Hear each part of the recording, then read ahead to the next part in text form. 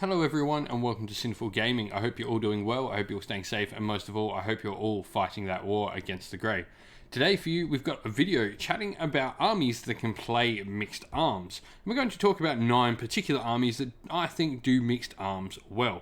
Now, what exactly does mixed arms mean? So, mixed arms means they can play a load of different styles all in one. They're going to play a army that is a toolbox that can do everything in every phase. By that I mean they're going to have some combat units that are both anvils and hammers, they're going to have some shooting units, they're going to have potentially monsters, though not always because they can be replaced by hammers of other sorts or anvils of other sorts. They're also going to have access to either wizards or priests, if not both, and they're going to be able to do some shooting at range as well, at varying degrees. The idea of a mixed arms army is you're able to do all the things in every phase, meaning you've got more phases to do damage to your opponent and get those objectives, and more phases to win the game. An army, for instance, that is only combat focused doesn't get to do anything in the shooting phase, and thus it can't do any damage in that phase. A mixed arms army takes that aspect of not necessarily doing all your damage in one phase, but spreading it out across all the phases, meaning it's always doing something. So with that out of the way, let's get chatting about 9 armies that are great at playing mixed arms. Number 1, we have Cities of Sigmar. The Cities of Sigmar are one of the best armies for playing mixed arms. In fact, I would almost go to say they're probably the best at playing mixed arms in the fact that they can always take everything they want. They generally have quite cheap troops. Even their more elite troops are rather cheaply costed, and their monsters are also rather cheap. Most of their monsters flirt around 300 points or cheaper, and this makes them rather easy to get everything you need to play mixed arms into that one army.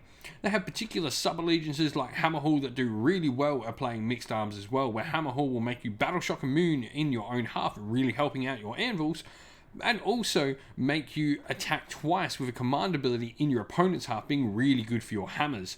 This all combines just to make a great army that can do a bit of everything, and there's lots of different ways you can play cities besides Hammerhall as well. I mean, you can fit in units of good shooting as well, like your Iron Drakes and your Sisters of the Watch. You also have cheaper shooting available to you, like Handgunners and Dark Shards, along with cool monsters like the Dreadlord on Black Dragon or the Frigil General on Griffin. But you also have, I guess, heavier armored monsters. Monsters counts as monsters anyway, like the Steam Tank as well. You have access to Stormcast as well. They give you great anvils and give you some spellcasters and priests as well. And cities have their own spellcasters and priests on top of that. They've just got everything you could possibly want to play a mixed army here for Cities of Sigmar. They are, without a doubt, one of the best armies, if not, as mentioned, the best army for playing mixed arms. Number 2, we have the Lumineth Realm-Lords, another army that's great at playing mixed arms. They have access to really good magic. Though they don't have access to prayers, they only get one side of the coin in that respect, but they have good basic troops that can be both hammers and anvils, though their hammers generally are more in the case of the giant monsters they have or their cavalry. Their anvils are generally much more of their troops, and they also have access to really good shooting in the way of their Venari Orruk Sentinels. Not to mention, we've got a host of new models coming out for Lumineth Realm-Lords, where it looks like they're going to get some lighter cavalry as well that's much faster, and they're also going to get access to some artillery as well. They're just, all in all, a fantastic all-rounder army that really sort of pushes a bit more, I guess, on the defensive side of things, but they do have ways that they can play in the offensive, which is mostly through their magic, which can be a really major part of their force. You generally find they might spend a bit too much on magic, especially if you include Teclis. Teclis really does lean you down particular routes with the army, but he doesn't stop you from playing mixed arms, as you can play him and then take something like a Orruk Legion, which allows you to take Sentinels and Venari Orruk Wardens as well, the Pikemen and the Archers alongside him, as well as another sub-wizard as the Kafalar. This can make for a really fun and good as well mixed arms army, and Lumineth are definitely, if you're looking for a mixed arms competitive army, something you should definitely consider. Number 3, we have Skaven, another fantastic mixed arms army. Skaven have access to an all manner of wacky and weird war machines which give them their shooting capacity, along with just hordes of rats that can be their anvils. While the anvils in a sense, they're not necessarily the hard to kill ones, more there's lots of them, so they perform an anvil roll in just a different sort of way. Waves and waves of rats are what your opponent has to wade through to get to the good stuff at the back of your lines. You've also got access to strong magic, and you have access to priests in Clan Pestilence as well. And not only that, you've got some good hammers in a few of the monsters and some of the shooting units that Clan Scryer brings along with it. Skaven just have an array of different options and different ways to play, and have just as many options as some of the biggest armies out there. In fact, they are one of the biggest ranges of armies out there.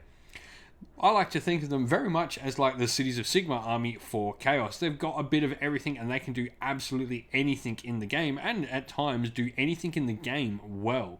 There's certainly a lot of ways you can play Skaven, a lot of different things you can do with them in a vast army book that's really deep and really fun to really get to try out a bunch of stuff within it.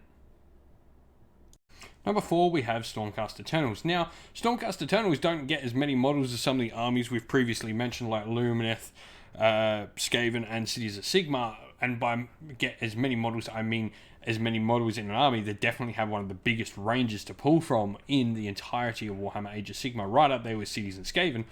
But Stormcast Eternals can definitely play mixed arms. They've got a load of different ways they can do this, and some of the battalions, and especially the new Stormkeep army rules, help them, which can be found in Broken Realms Morathi.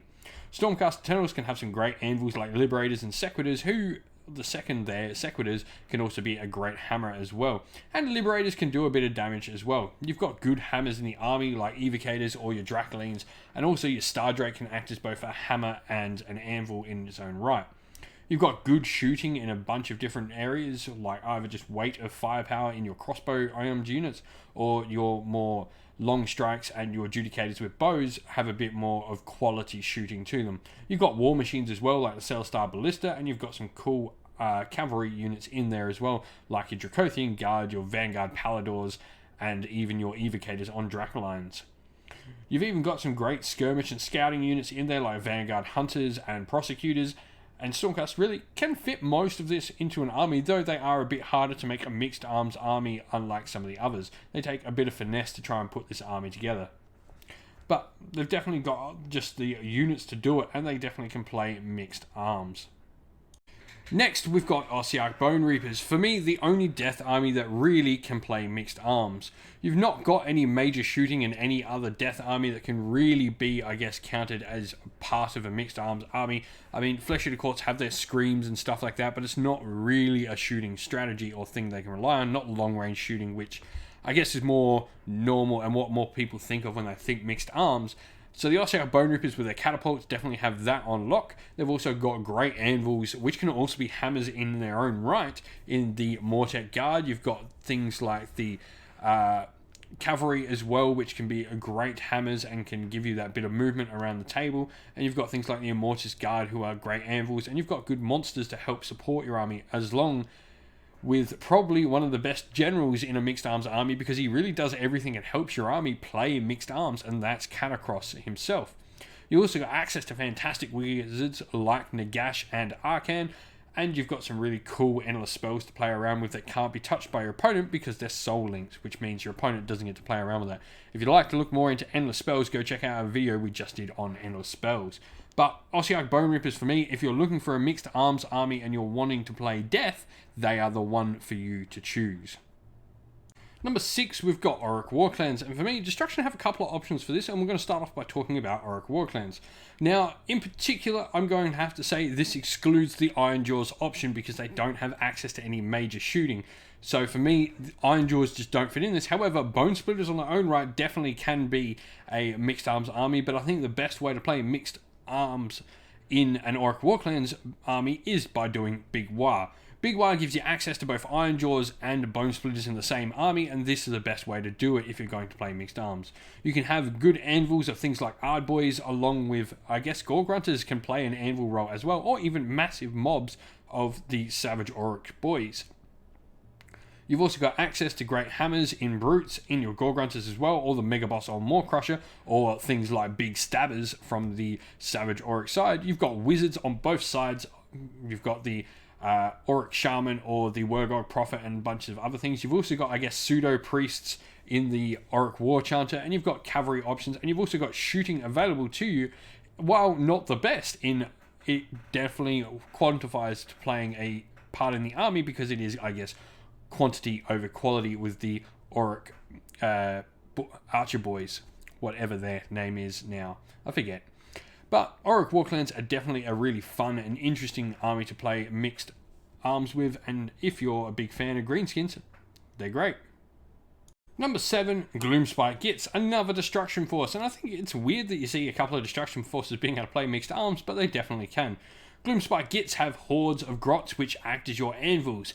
Like the Skaven, they're not necessarily the toughest of units to take down, although, unlike Skaven, they have a multitude of -1 to hit penalties they can put out on an opponent, making them really hard to remove, and they're also just molteness across the tabletop. And you've also got access to some great hammers in the form of Boingrot Bounders, Troggoths, and your Mangler-Squigs. You've got good cavalry, both fast and, I guess, more heavy with your Boingrot Bounders. Once again, they're much heavier. They've got a 4+ save. They're decent little cavalry. And you've also got, I guess, Spider Riders and the Squig Hoppers, which fill the light cavalry role. Spider Riders especially. You've got good monsters and good wizards in your Mangler Squigs and your Arachnarok Spiders, and you've got Fungoid Cave Shamans and Scragrot the Loon King himself for good wizards. You've also got some pseudo priests and different members of the Gobblepalooza who can provide buffs for your army, and you've got just a bunch of other things in there as well that are all different sort of buff pieces. Things like your Sneaky Snufflers or your Fanatics that all sort of never really fill any particular role, but all nice little additions you can add into the army to create this chaotic mess that actually comes together to be greater than the sum of its parts.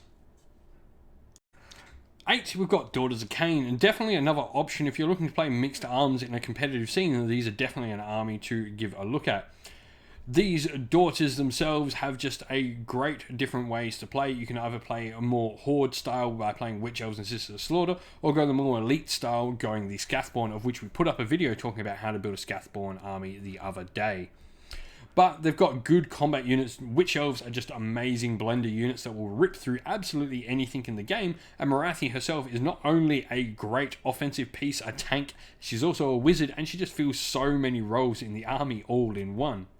You've got priests as well, and they're one of those lucky armies that gets both priests and wizard, and they're currently the only army in the game that has access to both endless spells and evocations, which are, I guess, the endless prayer variations.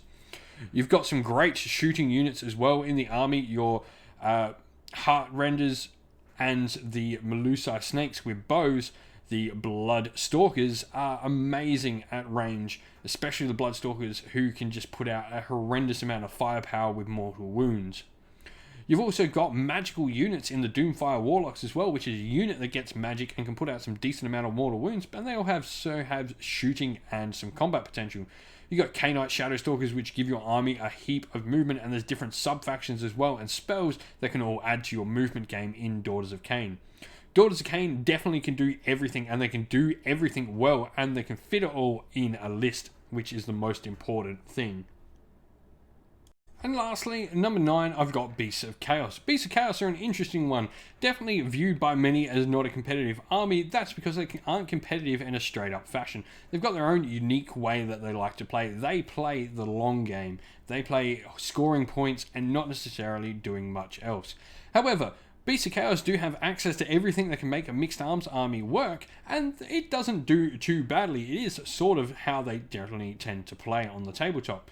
You've got some great anvils in your army by either giving some large units and making them just wound sink that your opponent has to spend time removing, or just putting hordes of Ungor or Gore in your opponent's way, just waves of bodies that they have to walk their way and kill their way through.